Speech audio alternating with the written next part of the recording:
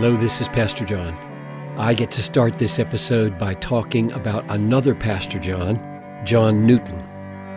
Newton was a key leader in England in the 18th century, as you know, the author of the incredibly popular hymn, Amazing Grace. Newton was a former captain of a slave trading ship and was dramatically converted from this life of sin and eventually helped William Wilberforce end the British slave trade.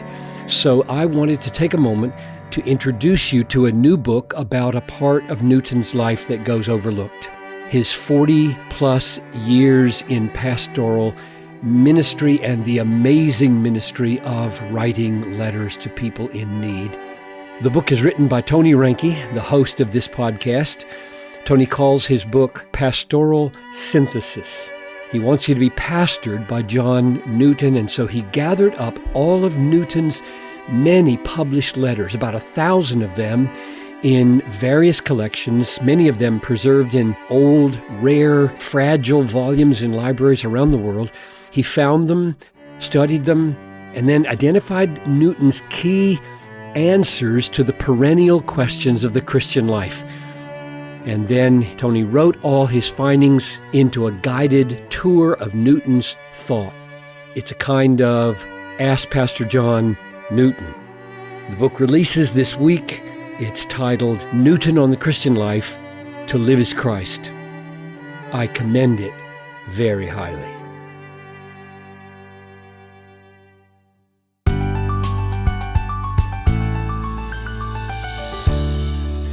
Levi, a podcast listener in Indiana, writes in, Pastor John, on whether or not to listen to music that includes themes of sexual immorality, materialism, and other forms of worldliness, is this a decision of individual conviction, or is this music categorically sinful? I know many people who say that it is a matter of conscience for individuals to determine for themselves.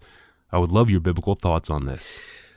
The first thing that comes to my mind that needs to be addressed is a cynic, maybe, or I don't know what you'd call him, a Christian who thinks, good grief, don't we have bigger fish to fry than talking about what kind of music we listen to? Don't you guys know that people are suffering in the world, and here we are squabbling about music? So that person is looking over my shoulder as I contemplate whether even to answer this question. And my answer to that person, as a means to getting toward an answer to the question, is we always deal with lesser things for the sake of greater things.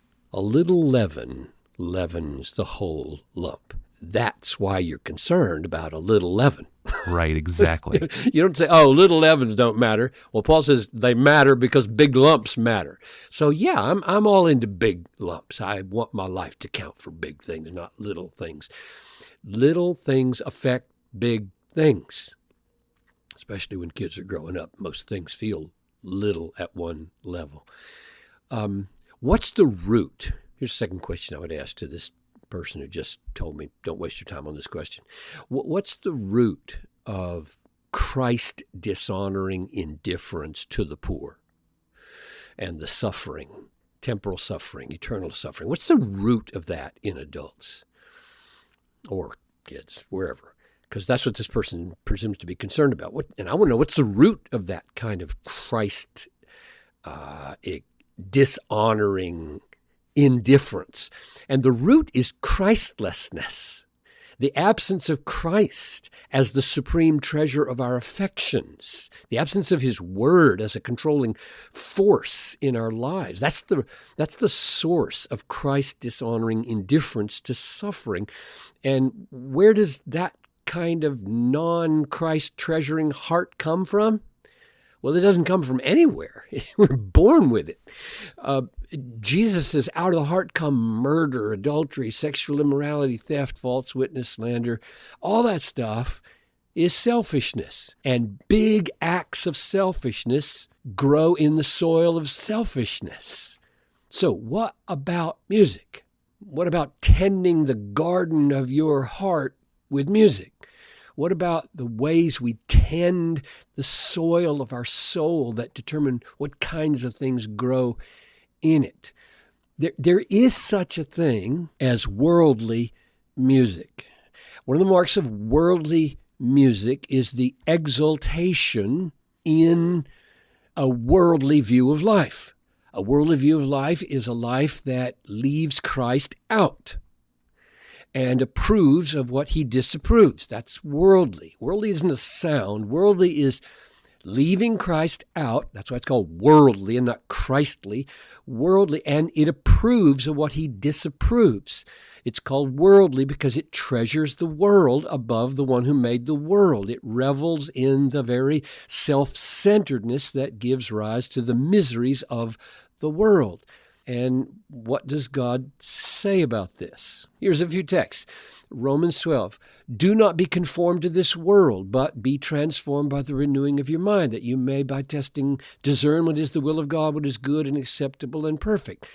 So my question is the transformation of our minds helped by soaking them in sin-celebrating world?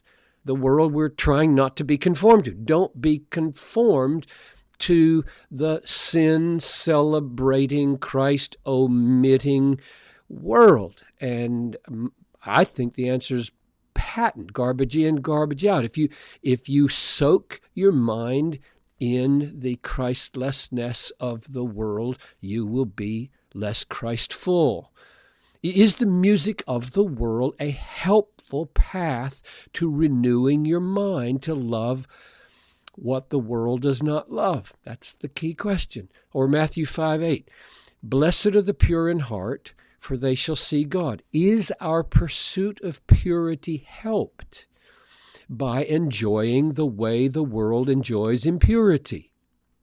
Or Colossians 3:1, if then you have been raised with Christ, seek the things that are above, set your mind on things that are above, not on things that are on the earth. Does the music that exalts in Christless feeling and Christless thinking and Christless acting, does it help us set the mind on Christ?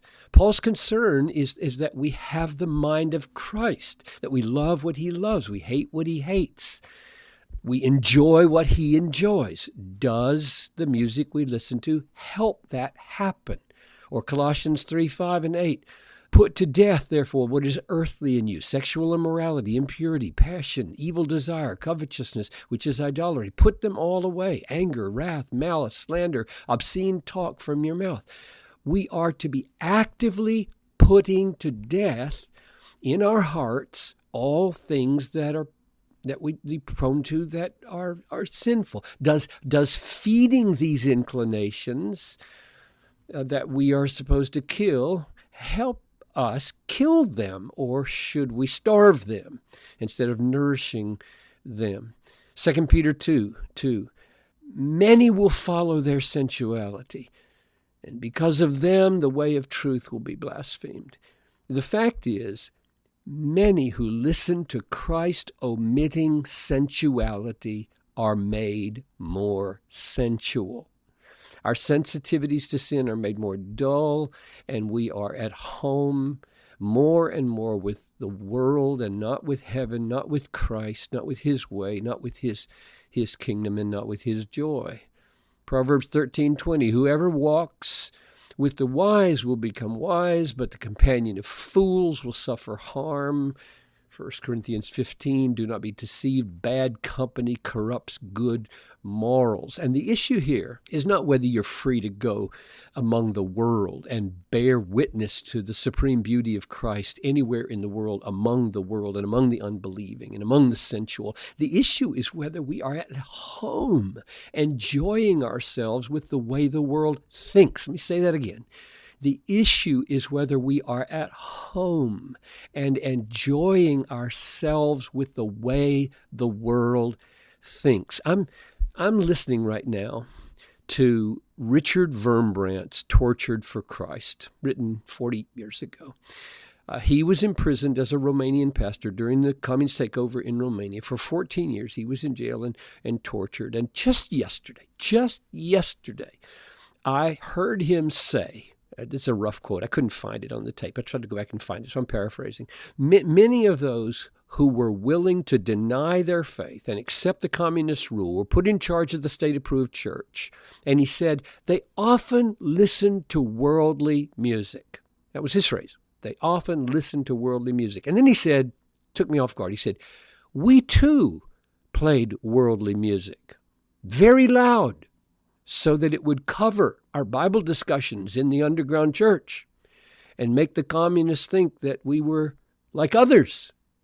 So I would just say, if that's your plan, listen to worldly music. Nice little spin on the topic. Thank you, Pastor John. And speaking of music, beautiful and edifying music, special thanks to cellist Patricia White for her beautiful rendition of Amazing Grace off her album Be Still My Soul, which we are using in this episode.